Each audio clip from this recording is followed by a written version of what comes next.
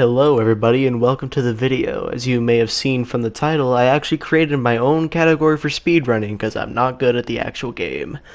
This speedrun is called Dance Percent, and it may be a little confusing, but all that you need to know is that the goal of the speedrun is to make a parrot dance. That's it. You gotta get a parrot, you gotta get a jukebox, you gotta get a disc, and then you make him dance, and the speedrun's over. And it's pretty simple. It's pretty simple. You can do this on your own. Actually, I have a set of rules.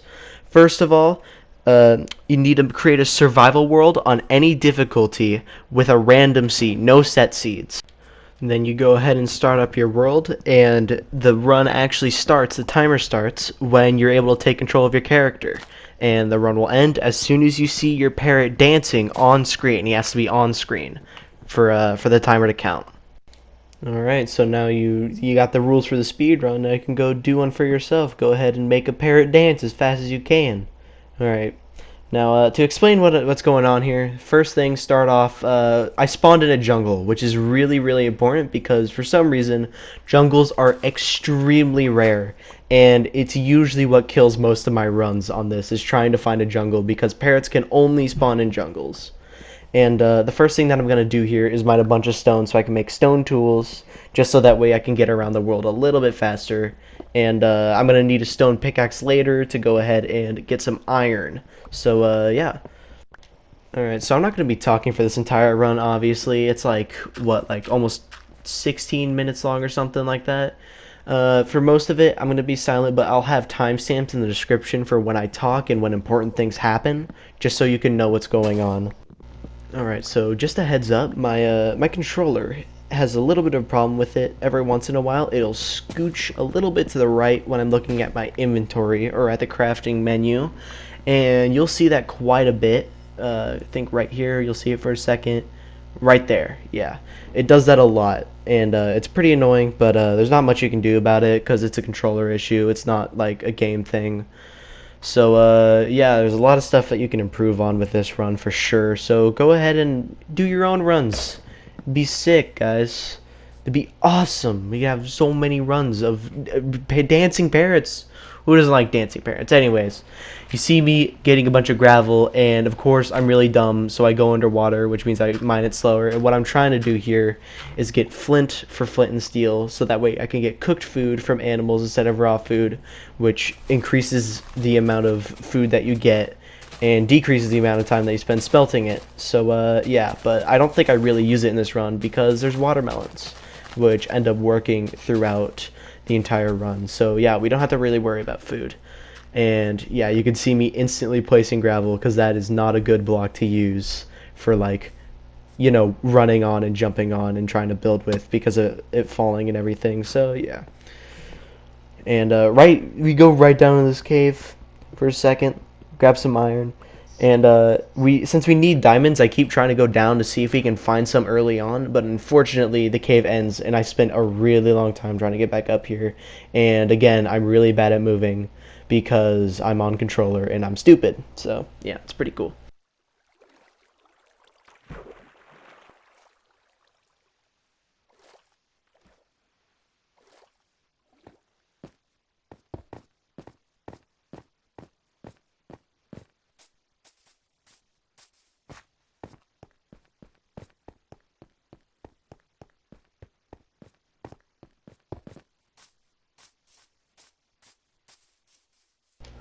Right here, you'll see me get a bunch of melons, and these will basically last me for the rest of the run. You could, oh yeah, another thing right there, what you just saw.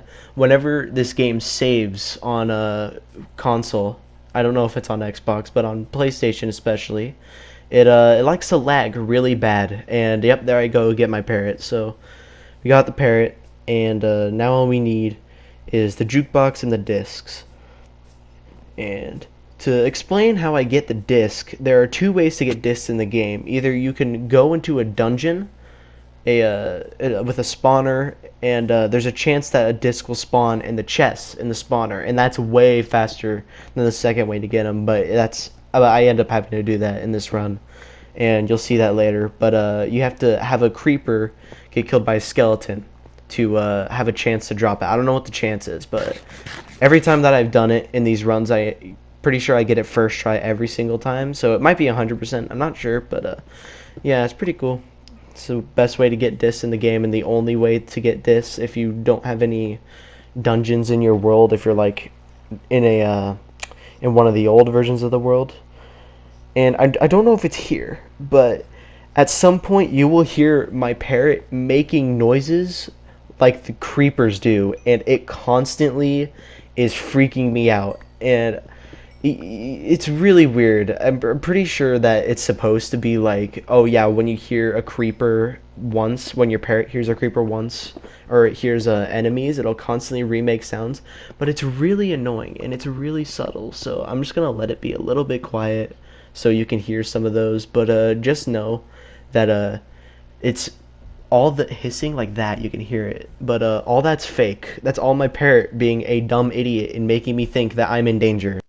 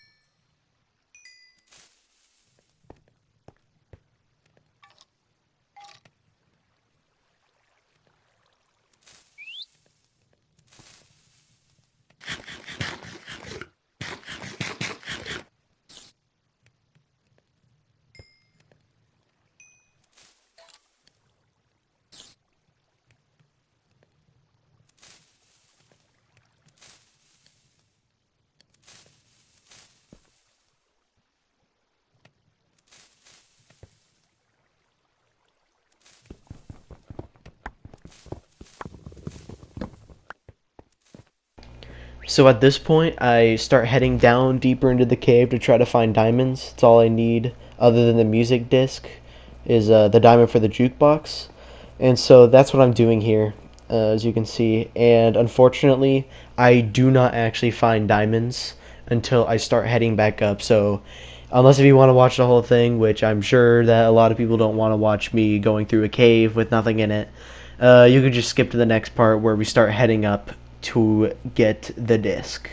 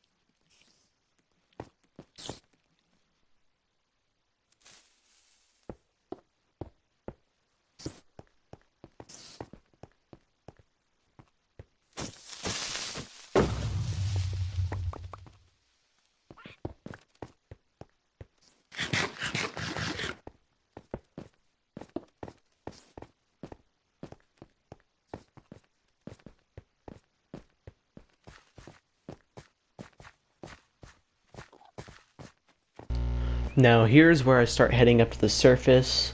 I start going up this cave in hopes of finding a way out without having to mine out, but unfortunately it ends, and so I start digging up really slowly, and yeah.